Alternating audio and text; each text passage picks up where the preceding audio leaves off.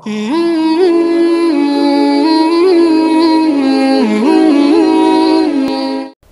भाई ने मौलाना मक्की साहब से सवाल किया था कि क्या तवाइफ से निकाह करना जायज़ है। इस ज़िमन में मौलाना मक्की साहब ने एक वाक़या इरशाद फरमाया। तिरमिज़ी शरीफ की हदीस नंबर 3177 में बयान होता है कि मरसद बिन मरसद नामी सहाबी वो ऐसे जीदार और बहादुर शख्स थे जो मुसलमान कैदियों को मक्का से निकाल कर मदीना ले आया करते थे, और मक्का में अनाक नामी एक जानिया बदकार औरत थी। वो औरत उस सहाबी की उनके इस्लाम लाने से पहले की दोस्त थी। उन्होंने मक्का के कैदियों में से एक कैदी शख्स से वादा कर रखा था कि वो उसे कैद से निकाल कर ले जाएंगे। कहते हैं कि मैं उसे कैद से निकाल कर मदीना ले जाने के लिए आ गया। मैं एक चांदनी रात में मक्का की दीवारों में से एक दीवार के साया में जाकर खड़ा हुआ ही था कि अनाक आ गई। दीवार की ऊट में मेरी स्याह परछाई इसने देख ली। जब मेरे करीब पहुंची तो मुझे पहचान कर पूछा, मरसद हो ना? मैंने कहा, हाँ मरसद हूँ।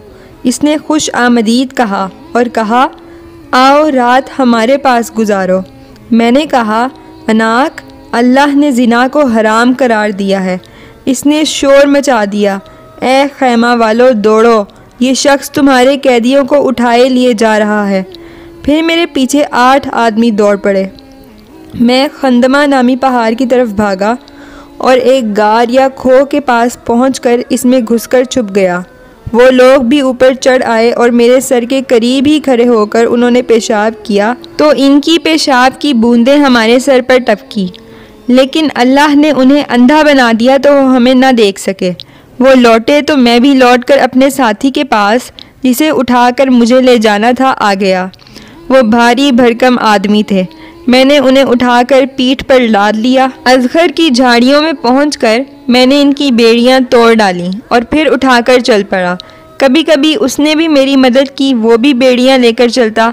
इस तरह मैं मदीना आ गया। रसूलुल्लाह सल्लल्लाहु अलैहि वसल्लम के पास पहुंचकर मैंने अर्ज़ किया, अल्लाह के रसूल, मैं अनाक से शादी कर लूँ? ये सुनकर रसूलुल्लाह सल्लल्लाहु अलैहि वसल्लम खामोश रहे। मुझे कोई जवाब नहीं दिया। फिर ये आयत, ज़ानी ज़ानिया या मुशरिका ही से निकाह करे और ज़ानिया से ज़ानी या मुशरिक ही निकाह करे, मुसलमानों पर ये निकाह हराम है, नाजिल हुई। आपने इस आयत के नुज़ूल के बाद मरसद बिन अबी मरसद से फरमाया, उससे निकाह ना करो। इस हदीस शरीफ से मालूम होता है कि ज़ानिया से निकाह करना हराम है। अब ये आयत तो किस्सा मरसद में नाजिल हुई, लेकिन हुक्म क़यामत तक यही है कि किसी ज़ानिया औरत से आदमी निकाह ना करे। और इसी तरह अगर कोई आदमी फासिक है, फाजिर है, ज़ानी है, शराबी है, इसको भी किसी शरीफ लड़की के साथ निकाह नहीं करना चाहिए, ना ही वालिदैन को ऐसे आदमी के साथ निकाह करवाना चाहिए। इस हदीस शरीफ से हमें एक और मसला पता चलता है कि अगर किसी शख्स ने ज़ानिया औरत से निकाह कर भी लिया हो तो वो क़यामत तक उसके साथ ज़िना कर रहा है, क्योंकि अल्लाह ताला ने इसको हराम करार दिया है। लेकिन ये बात जहन में रखें कि ये अहकाम मुतलकन एक ज़ानिया औरत के लिए हैं, जैसे तवाइफ़ें मारूफ़ होती हैं ज़िना में, उन औरतों के लिए है। एक मसला और ये है कि किसी आदमी का किसी औरत से नाजायज़ ताल्लुक़ हुआ, उससे उसने ज़िना किया, वो कोई तवाइफ या ज़ानिया नहीं है, उसने इससे ज़िना कर लिया। अब अगर ये आदमी इससे निकाह करे तो क्या ये निकाह होगा या नहीं होगा? इस पर उलमा ने लिखा है कि अगर वो दोनों तौबा कर लें, तौबा करने के बाद वो इस औरत से निकाह कर सकता है, क्योंकि वो ज़ानिया नहीं है। ये इत्तफ़ाक़ है कि इनका नाउज़ुबिल्लाह ज़िना हो गया। हदीस शरीफ में हुक्म आया है कि मारूफ़ बिज़्ज़िना से निकाह न करो।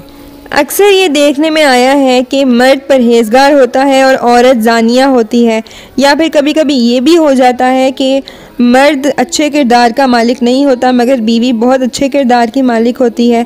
तो उलमा ने फरमाया कि ये इत्तफाकात हैं और ये होते रहते हैं, हो सकते हैं, लेकिन आदमी को निकाह करते वक्त कोशिश करनी चाहिए। इसीलिए जब आप अपने बच्चों के लिए रिश्ता ढूंढते हैं तो तलाश किया करें, कोशिश किया करें, तहकीक किया करें, अच्छे लोगों में रिश्ता किया करें ताकि कल को जो नस्ल चले वो भी अच्छी और साले हो। अपनी तरफ से मुकम्मल कोशिश करें, बाकी बातिन का इल्म तो फिर किसी को भी नहीं होता।